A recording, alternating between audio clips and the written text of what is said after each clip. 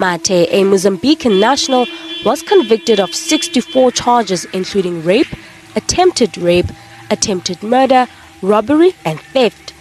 In 2006, he managed to escape by covering his body with petroleum jelly and sliding out of his cell window. Welcome back, guys. I trust you are doing well. Now we are back with another crazy one. So the case of Thabo Bester is currently ongoing in South Africa, and if you haven't checked it out yet, check our playlist for the video and you will be astonished. But hey, before Thabo Bester, there was the original jail escape artist of South Africa who had the nickname Houdini, and he is at the center of today's true crime story. His name is Ananias Mathe, popularly known by some people as the Houdini of South African prisons or Ananias Mathe. What did this guy do? He is the first to ever escape from a maximum prison in South Africa. He holds that record, and if you get to know how this man did it after being sentenced for several dozens of rapes, armed robbery, and attempted murder, you would have your mind blown away. It is amazing to see how criminals are going to various extents to exert themselves for freedom. If you are ready for this true crime story, please buckle up and let's go. So, like I always say, for us to understand the man, we must first get to know him. Now, Ananias Mathe was born in 1976, and in the end, he would evolve to become a very notorious criminal. There is not much record about his childhood. We don't know what he went through as a child. We don't know what he went through as a teen. And that's not to say these are excuses, but sometimes these things can give some pointers as to how come the person ended up the way he did. But in the case of Ananias Mathe, there isn't much about him on that. But in his adult life, Ananias Mathe became a notorious serial rapist and an armed robber, and he originally hailed from Mozambique. So he wasn't even a South African native. By birth, he was a Mozambican national, but he ended up settling in South Africa, and that was where he plied his crime. So, what did he do? After perpetrating all these crimes, he ended up being jailed in the maximum security prison in South Africa. Now, he was initially arrested on 51 counts of murder, attempted murder, rape, hijacking, and armed robbery after his escape. But whilst he was being detained in the A6 ward of C-Max Penitentiary, which houses dangerous and hardened criminals, Mathe would allegedly manage to escape by smearing himself with petroleum jelly and sliding out of his cell window. I hope you got me right. Let me repeat. Whilst he was being detained in the A6 ward of C-Max Penitentiary, which houses very dangerous and hardened criminals, Ananias Mathe allegedly managed to escape by smearing himself with petroleum jelly and sliding out of his cell window. Yeah, I don't know if this guy was a contortionist. There's no documented evidence to that effect, but it beats me how he could do this, even with the help of the petroleum jelly being smeared around him. But I'm sure you are wondering, what was the dimension of the prison cell? I'll let you know. It measured only 20 centimeters by 60 centimeters. Now, if you look at this guy, even look at the size of his head, how could he squeeze all this through this small space? So, he got the nickname Houdini. And questions began to be asked. Did he really squeeze through? Because that was the official report that had been put out after the investigation by some of the security officials. But some people were not buying it. And honestly, when I started researching on this guy, when I came to that bit about him, I also didn't buy it because here are my questions. It's not like outside of his jail cell there is an open space compound where there is no guard, there are no walls, there are no dogs, there are no barbed wires, there are no watchtowers and all. Even if, the key word is if, he was even able to maneuver through the spaces within the bar with the help of the petroleum jelly and whatever contortion he had to resort to, there is still the magnanimous task of having to deal with the guards outside and all the layered security apparatuses therein. So how did this guy escape? Definitely, there was more to the story, and I'm going to break it down for you. So, it turns out that he did not escape by means of using a petroleum jelly. Are you surprised? I am not. He didn't escape by using a petroleum jelly. It turns out that, in fact, he escaped by resorting to bribery of some prison officials, and they actually helped him to do this escape. Now, this is what happened. So, the money that he raised was handed over to warders, and the warders unlocked the handcuffs and leg irons of this man who was labeled by police as an ultimate career criminal, and they set him free from the C Max prison in Pretoria, South Africa, on the 18th of November. Now, at the time of Mathe's escape, Correctional Service told the public that the small-built man had covered himself with Vaseline and slipped through a small window of his cell. Like I said, I don't believe this. So, Mathe was rearrested, and he was now placed back in this same sea mask, and he faces more than 60 charges of attempted murder, rape, hijacking, housebreaking, and armed robbery. But this is what we have established with regards to Mathe and how they even gathered the money to help him finance his escape. This was what happened. Mind you, Mathe is not alone. He has a family, and it has been established that he paid the warders by 4 members of his gang who had raised the money in the village of Sikambani in the Xai district of Mozambique, where he originally lived with his 2 wives and 5 children. So Mathe actually had a gang, and it's no surprise that the South African police had tagged him as an ultimate career criminal. He had a whole gang which he headed. Now, he was a boss of this cross-border crime syndicate which operated from the village, which is 98 kilometers from Pafuri, the South African border post in the northeastern corner of Limpopo. I know some of you might not be familiar with the African terrain. Please forgive me. You can Google these areas just to have a better perspective of how this whole thing fits into the crime. Now, from this point, he militarized gangs and set up raids in South Africa. So this guy was a hardened criminal. No mercy. No mercy for his victims. He was a very hardened criminal. And during the week where the escape would happen, this is what he did. So there were 3 more correctional service officers to add to the usual number there, and they were all bribed by Ananias' gang. Now, at that week, Mathe's 2 wives, called Philistra, 26 years old, and Elizabeth, 24 years old, indicated that they knew their husbands' men had arranged the 80,000 rand bribe that they were going to give to the wardens of this prison to help him escape.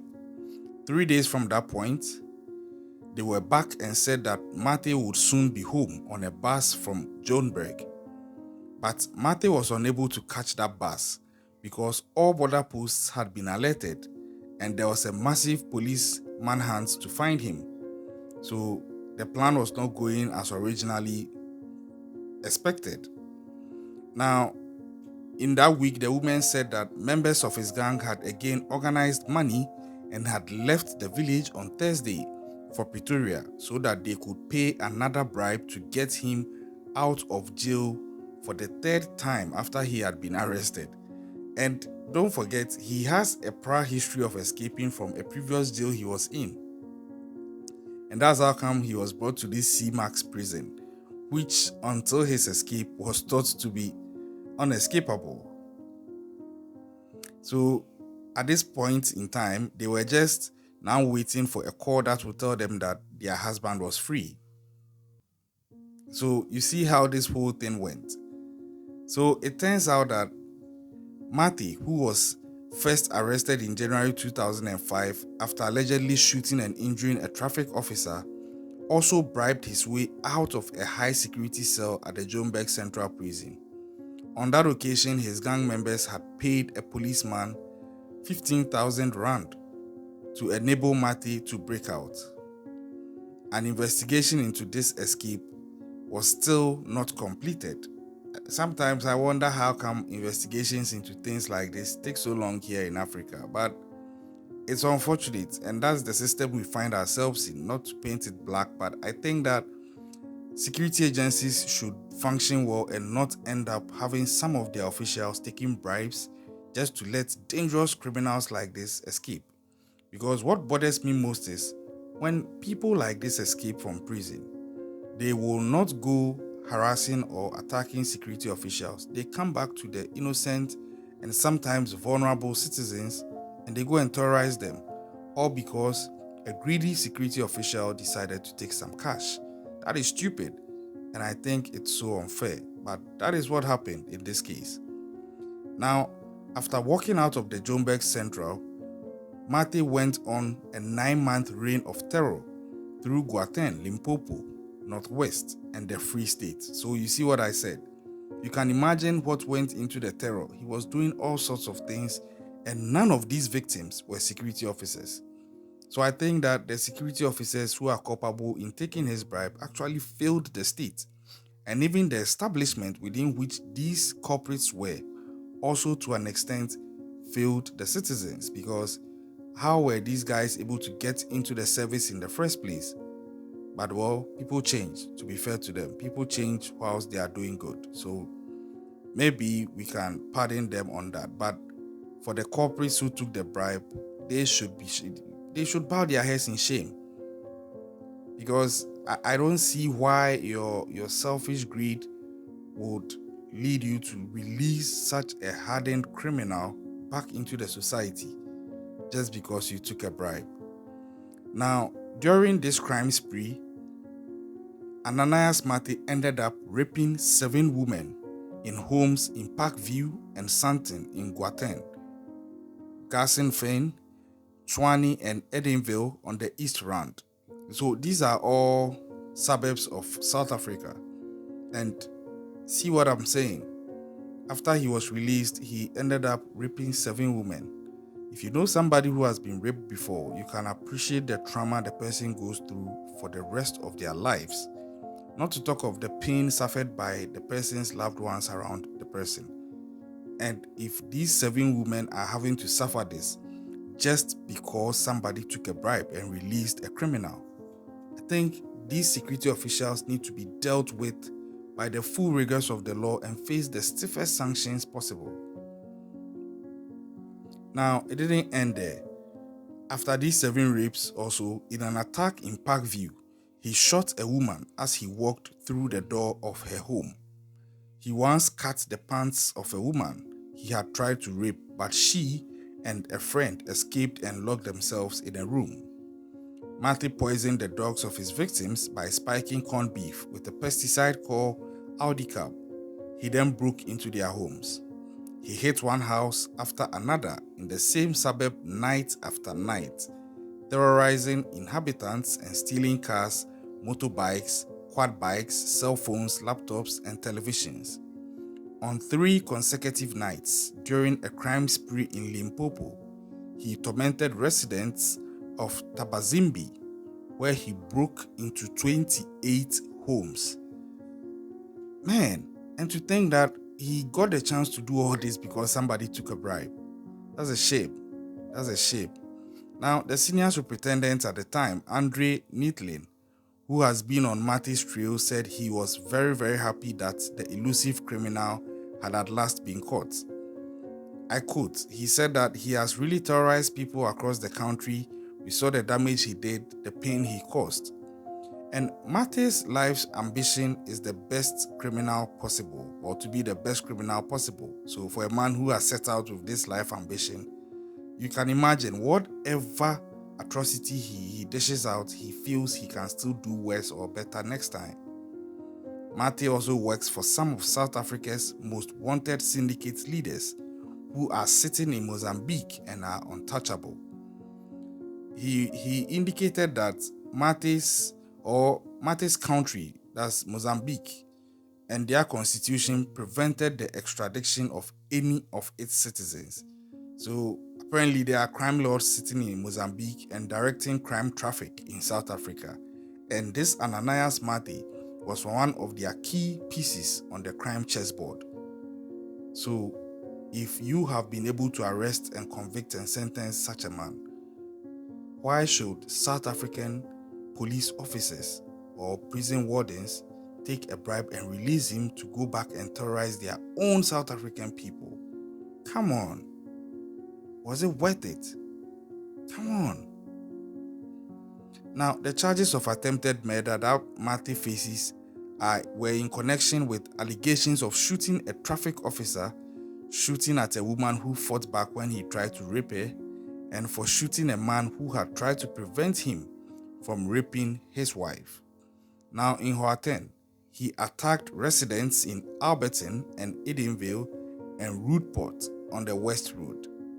In Roodeport, he allegedly broke into a home where two women lived and sexually assaulted them. In Northwest, he struck in Rustenburg, Lichtenburg, and Hastbeespoort. In the Free State, he robbed people in Welcome and Kroonstad. Now, this guy was all over. And I'm a bit angry that he got the chance to do all this because somebody just took a bribe. But that is what happened. So it turns out that he didn't actually squeeze out of the bars, but rather he paid prison wardens to help him escape. Now, these officers were found out eventually and they were suspended. But I think that a lot more could have been done to them. They should have been prosecuted and sentenced, actually, to the harshest sentences possible, because you can't do this and get away with it. But that is what happened with Ananias Mathe. So that initial report from the prison that he escaped by smearing petroleum jelly on himself and squeezing through the bars of the prison cell were false.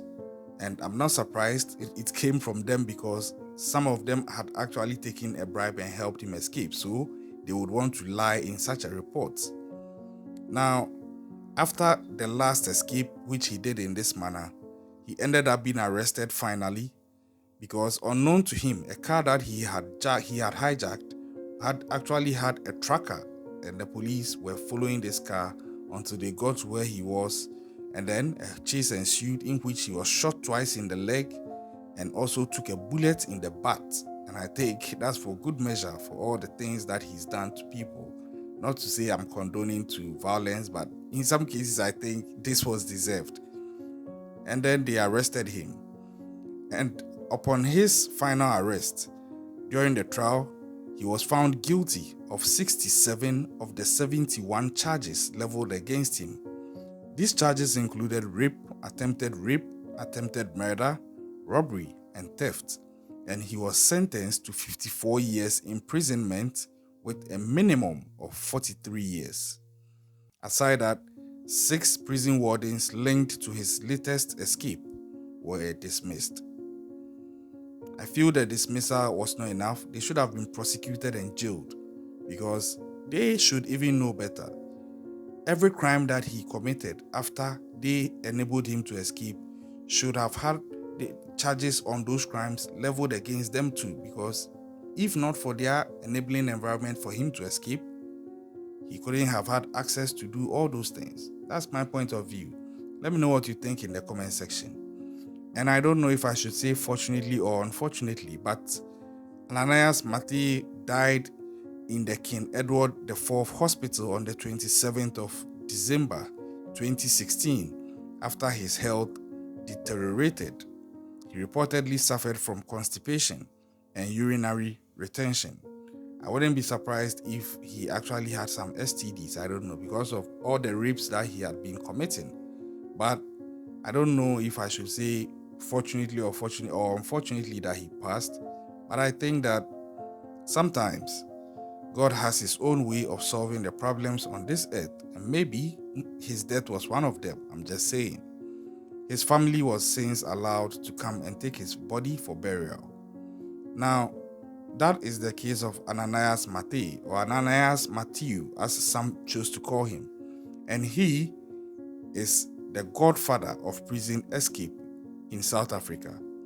Initially, he had that mystery around him that he escaped by smearing petroleum oil around himself and squeezing through the bars, but that myth was demystified when it was actually revealed after investigations that he just paid bribes and he was allowed to step out of prison and run away. What do you think about this case? What do you think about the prison wardens? What do you think about the whole system in South Africa? Because this happened as far back as 2006, but as at 2023, a new one is ongoing with regards to Thabo Bester. This is fresh and the circumstances are very similar and even deeper. If you haven't watched that video, check our playlist. It's there. It's the video before this one, and you'll be on the same page. I'm following that case and I'll bring you updates as and when they are due. But hey, subscribe to our channel if you are yet to do so. We appreciate your support. It is free. Turn on post notifications. Leave your comments in the comment section. Share with someone. We'll catch you next time. As I always say, stay safe out there and keep an eye out.